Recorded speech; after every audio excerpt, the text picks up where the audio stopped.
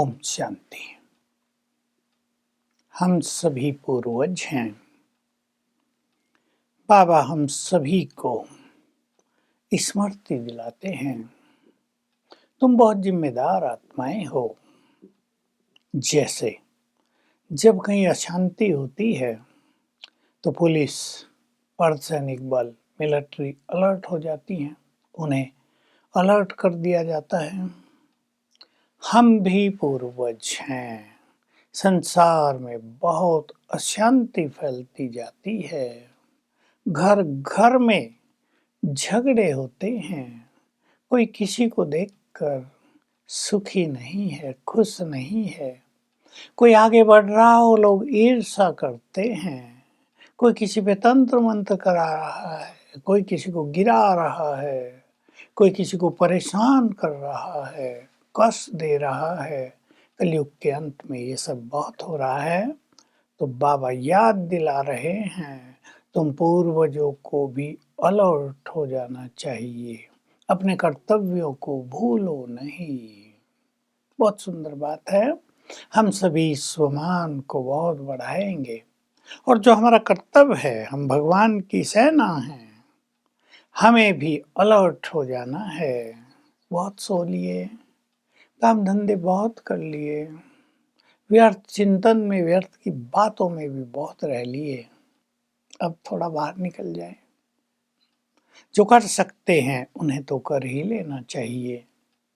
सब तो करते भी नहीं। अनेक लोग तो उलझनों में उलझे हैं, धंधों में फंसे हुए हैं, धन होते भी धन के पीछे भाग रहे हैं। लेकिन जो श्रेष्ठ योगी हैं, चाहे वो टीचर हों, कुमार हों, कन्याएं हों, माताएं हों, भाई हों, घर में रहने वाले हों, गरीब हों, इसका कोई महत्व नहीं। श्रेष्ठ योगी बनने वाले ही इस संसार को सकाश देंगे। जो अपना सब कुछ छोड़ देंगे वही सब कुछ प्राप्त करेंगे। जो पकड़े रखेंगे वो पकड़े ही रखेंगे, उनको और कुछ नहीं मिला, क्योंकि उन्होंने मुट्ठी भरी हुई है। चने पकड़े हुए छोड़ ही नहीं रहे, तो बाबा उनकी मुट्ठी क्यों भरेगा। तो बाबा याद दिला रहे हैं, बहुत सुंदर प्रैक्टिस करेंगे। कोई भी मिलने आता है, किसी भी धर्म वाला मिलने आता है, इस स्मृति से मिलें, हम इनके पूर्वज हैं, ये हमारे हैं, हमारी डाल डालियां हैं। ये इस धर्म का, ये इस धर्म का है। हमें ये नहीं सोचना है। ये सोचने वाले तो दुनिया बहुत हैं। ये सब हमारे हैं। अगर हम इस ग्रेट फीलिंग में रहेंगे, हम पूर्वज हैं और ये सब हमारे हैं, तो उनको भी हमसे यही भाषण आएगी, ये हमारे हैं। अपनेपन की फीलिंग होगी, प्यार की फीलिंग होगी। तो अभ्यास करेंगे, शुरू कर देंगे प्रैक्टिस, और सभी को सकाश देने का टाइम फिक्स करें, जो बाबा कह चुके हैं। और रोज देना ही है, सवेरे शाम, क्योंकि वो हमारा परम कर्तव्य है। उससे हमारा बहुत बड़ा पुण्य जमा होता है। 15 मिनट वाइब्रेशंस देने में न जाने किस किस को मदद मिल जाए, किस किस की हमें दुआएं मिल जाएं, इसलिए वो बहुत बड़ा पुण्य हो जाता है। इससे बहुत कुछ हल्का हो जाएगा। पाप का प्रेशर जो भारी किए हुए हैं, जो विघन ला रहा है, वो सब हल्के हो जाएंगे। पुण्यों के कारण हमारा जीवन निर्विघ्न हो जाएगा, हमारा रास्ता साफ हो जाएगा। आप करके देखें, 1 मास करके देखें, आपका रास्ता साफ होता हुआ आपको दिखाई देगा।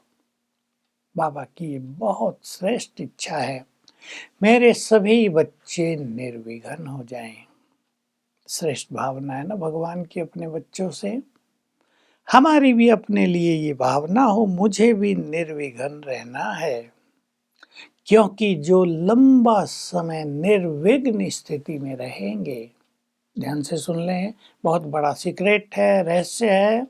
जो लंबा काल निर्विघ्न स्थिति में रहेंगे, वही दूसरों के लिए विघ्न विनाशक बन जाएंगे। विघ्न विनाशक बनना है ना, केवल अपने ही नहीं, दूसरों के भी विघ्न नष्ट करने हैं, उसके लिए शक्तिशाली भी होना चाहिए और लंबे काल की निर्विघ्न स्थिति भी होनी चाहिए। अब हम अपने जीवन को निर्विघ्न कैसे बनाएं? विघ्न तो आ रहे हैं, उलझा रहे हैं मनुष्य को। कहीं बच्चों के विघ्न, हम देखते हैं बच्चे पढ़ने गए हैं हायर स्टडी के लिए, डिप्रेशन में आ गए हैं, बहुत बड़ा विघ्न हो जाता है। सारे सपने चूर चूर हो जाते हैं। कन्या बहुत योग्य है, नीट का एग्जाम दे रही है, 3 साल हो गए, क्लियर ही नहीं हो रहा है। निराशा के काले बादल उसके जीवन को घेर लेते हैं। पूरे परिवार में जैसे शोक छाया रहता है। कहाँ स्वप्न देखते हैं डॉक्टर बनेंगे, ये करेंगे, ये करेंगे, कहाँ सारे स्वप्न जैसे विलीन हो जाते हैं, उन पर पानी फिर जाता है। इससे मानसिक रोग बहुत बढ़ रहे हैं, विघ्न आ रहे हैं। कई बच्चे एग्जाम के समय नर्वस हो जाते हैं, बड़ा विघ्न आ जाता है। आपने सुना होगा कई जगह पेपर लीक हो गए, सब कुछ रद्द करना पड़ा। बेचारे जो बेकार युवक हैं, अनएम्प्लॉयड हैं, उनके आगे एक बड़ी प्रॉब्लम आ गई। 3 साल हो गए, 5 साल हो गए, कुछ हो ही नहीं रहा है। सरकारें भी कुछ नहीं कर रही हैं। तुरंत निर्णय लें, ऐसा तो आजकल बहुत कम होता है। तो बड़े बड़े विघ्न आ जाते हैं और भी भिन्न भिन्न तरह के विघ्न। अचानक मृत्यु आजकल होने लगी है। ऐसी कैंसर की बीमारी अचानक प्रवेश कर लेती है शरीर में कि कोई रास्ता नहीं मिलता। पूरे परिवार पर डिप्रेशन छा जाता है, जैसे काले बादल मंडराने लगते हैं, अब क्या होगा। तो अनेक तरह के विघ्नों का सामना संसार में लोग कर रहे हैं। हमें सीखना है कि कैसे हम निर्विघ्न रहें। बहुत सारे विघ्न आ रहे हैं मनुष्य के पाप कर्मों के कारण, इस जन्म में किए या पूर्व जन्म में किए हैं।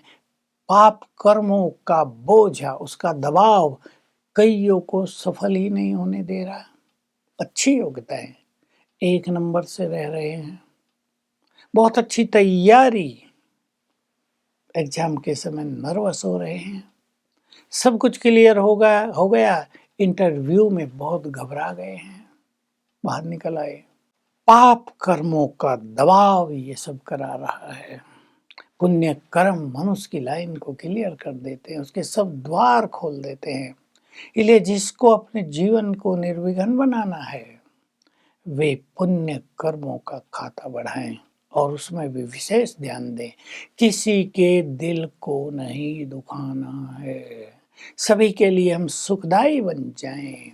भगवान के बच्चे हैं हम, बहुत सुखदाई हैं हम, किसी का दिल दुखाने वाले नहीं, किसी के दिल को हल्का करने वाले, किसी के दिल को खुशियों से भरने वाले, किसी के दिल को परमात्मा से जोड़ने वाले हैं हम। संकल्प करें ये सब, तो हमारा जीवन निर्विघ्न बनता जाएगा।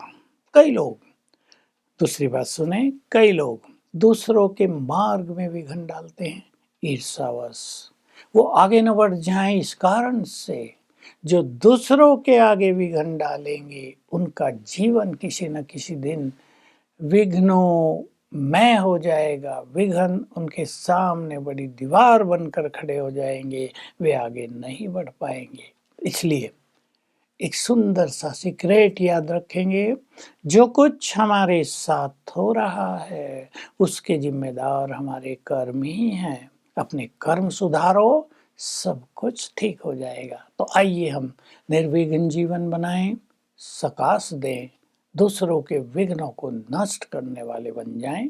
ओम शांति।